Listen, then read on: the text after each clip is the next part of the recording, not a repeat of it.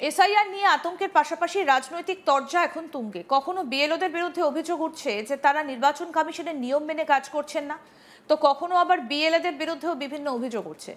যদিও নির্বাচন কমিশন বিষয়টা হালকাভাবে দেখছে না। এখনো পর্যন্ত 8 জন বিএলওকে শোকজ করা হয়েছে।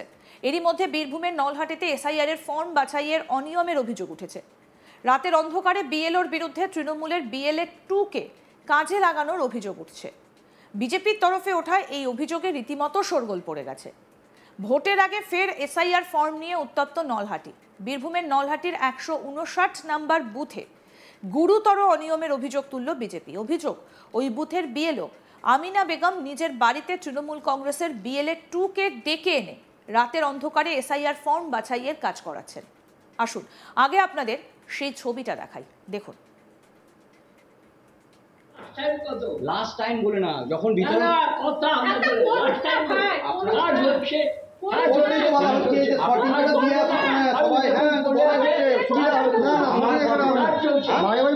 হচ্ছে দাঁড়ান, একজন কথা বলছে, আমি সেটাই বলতে চাইছি। দেবেশ দা ফর্মটা দিলে তো হবে না, তাকে একটা বাড়িতে চারটে লোক আছে, চারটে ফর্মটা মিলিয়ে তাকে দিতে হবে। মিলাটা শর্টিংটা করতে হবে, শর্টিংটা করবে বিএলও।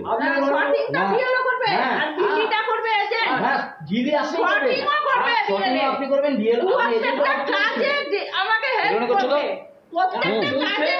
প্রত্যেকটা কাজে বিতরণের সময় থাকবে, শুধু শর্টিং করার জন্য বিএলও আসবে। আপনি তো লিগালি কাজ করে থাকেন, বিএলএ বুথ লেভেল এজেন্ট রাতের বেলায় শর্টিং করার জন্য আপনার বাড়িতে আসবে। আসবে বলেন, আপনি রেকর্ডিং করতে পারমিশন নিয়েছেন? পারমিশন আছে, আছে আছে পারমিশন আছে। পারমিশন নিয়েছেন? আমি উনি বিএলও, আমি বিএলএ, আমি ওর হাজবেন্ড বলছি। হ্যাঁ, আপনি আমার কথা রেকর্ড করুন। আপনি বিএলওর যে আপনি রেকর্ডিং করছেন, আপনি উনার পারমিশন নিয়েছেন? আপনি জানেন একটা ভুল কাজ করছে বলে, একটা ভুল কাজ করছে, একটা সরকারি অফিসার ভুল কাজ করছে, তাহলে আমি রেকর্ডিং করব? হ্যাঁ, পারমিশন নিয়ে আমার উইটনেস চাই। উনি তো অস্বীকার করতে পারেন, আপনি রেকর্ডিং করতে পারেন না, উনি অস্বীকার করতে পারেন। এটা ভুল কাজ আপনি করতে পারেন না। শুনে রে, তোমার টাইম কত?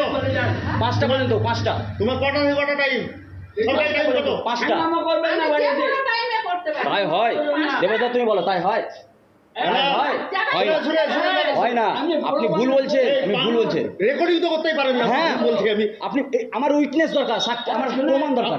প্রমাণের জন্য মানুষ আছে, আপনি যার রেকর্ডিং প্রমাণের জন্য মানুষ নাই, তাহলে এনাকে ডাকতো, কোঅর্ডিনেট করতে। রেকর্ডিং করতে পারেন না আপনি? কে বলছে হয়? তোমরা ইললিগ্যাল, এটা বিপরণ করতে এসেছো। বিপরণ করে একটা কথা বলি, তুমি রেকর্ড করো, আমার রেকর্ড করো না। আমি বলছি টিএমসি নেতা বলছি আমি, তুমি রেকর্ড করো। টিএমসি বিজেপি বলে না এখানে, দেবেশ দা, টিএমসি বিজেপি রেকর্ড কর কেন? তারপর আমি দেখছি আমি কি করছি। টিএমসি বিজেপি বলে না, তো যদি বিতরণ করতে হয় তো বিতরণ কর না, আমরা কিন্তু বিতরণ করব না। বিজেপি নেতৃত্বের দাবি, সরকারি দায়িত্বে থাকা বিএলওর এভাবে কোনো রাজনৈতিক দলের কর্মীকে বাড়িতে ডেকে এসআইআর এর ফর্ম বাছাইয়ের কাজ করানো অত্যন্ত বেআইনি এবং নির্বাচন প্রক্রিয়াকে প্রভাবিত করার এটাই স্পষ্ট প্রমাণ। বিজেপি সূত্রে জানা গিয়েছে ইতিমধ্যেই গোটা বিষয়টির ভিডিও এবং তথ্য সংগ্রহ করা হয়েছে এবং খুব শীঘ্রই নির্বাচন কমিশনের কাছে লিখিত অভিযোগ দায়ের করা হবে। অভিযোগে অনৈতিক লেভেলিং এবং ভোটার যাচাইকরণ প্রক্রিয়ায় পক্ষপাতিত্বের অভিযোগ তোলা হবে। বিএলও দেবেশ দাস কি বলছেন, আসুন শোনাই এবার আপনাদের। ফর্ম মানে বিএলওকে নিয়ে ডিস্ট্রিবিউশন করে এসেছিলাম, করে আসার পরে আমরা কিছু শর্টিং করছিলাম, যে শর্টিং করে যে বাড়ি বাড়ি দিয়ে আসা হবে, বাড়িতে গিয়ে তো শর্টিং করা যায় না, এবার বাড়ি বাড়ি শর্টিং করছিলাম। শর্টিং করতে করতে দেখি কিছু বিজেপি ছেলে এসে সে জোর করে সে ছিনিয়ে নেবার চেষ্টা করছে, এবং সে যাচ্ছে তাই অবস্থা, গালি গালাজ করা এই করা। আমাদের কাজ তো সেই কালকে রাত্রেবেলায় কোনো কাজই হলো না, সেই সময় এমন করছে ওরা যেন কিছু। আমি বললাম যে তোমরা কাজ যদি করতে চাও তো তোমরা কাজ করো, এসো, তোমাদের যে বিএলএ আছে, হ্যাঁ সে বসুক, কাজ করুক। কিন্তু সে বলছে আমার কাজ করার সময় নাই, কিছু করবো না, করবো না, নিজের কাজ লন্ডভন্ড করার চেষ্টা, এই যাচ্ছে তাই বুঝে। এবার আমাকে দেখে আমি বললাম যে বসো, করো কাজ, কিন্তু কিছুই কাজ করছে। এবার আপনাদের শোনাবো ভিডিওতে যে বিএলওকে দেখা যাচ্ছে তিনি কি বলছেন। কালকে আমি সারাদিন ফিল্ড করে যখন আমি সন্ধ্যের পরে বাড়িতে বসে শর্ট আউট করছিলাম পাড়ার ফর্মগুলো, তখন হঠাৎ দেখি বিজেপির বিএলএ 2জন সান্ডা গুন্ডা নিয়ে এসে আমার বাড়িতে হাল্লা করতে শুরু করে। এমনকি ফর্মগুলো ছিনিয়ে নেওয়ারও উপক্রম করে।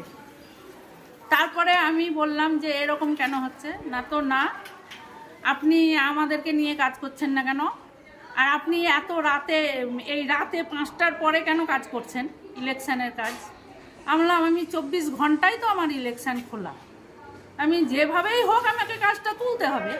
আমি তো একজন মহিলা, আমার অনেক কাজকর্ম আছে, আমি ICDS কর্মী, আমার ICDS-এর কাজকর্ম আছে, আমি একজন মহিলা, আমার সংসারের কাজ আছে। আমি রাত্রেবেলায় শর্ট আউট করে রাখবো, তারপরে সকাল থেকে আমি বিতরণ করব। তো এতে আপনার অসুবিধা কোথায়? না আপনি শর্ট আউট করবেন, আমাদেরকে নিয়ে বাড়িতে বিতরণ করতে যাবেন। তা আমি BLO আমার এলাকায় কাজ করছি, আমার BLA বা দরকার কি, আর অন্য লোকেরই বা দরকার কিসের?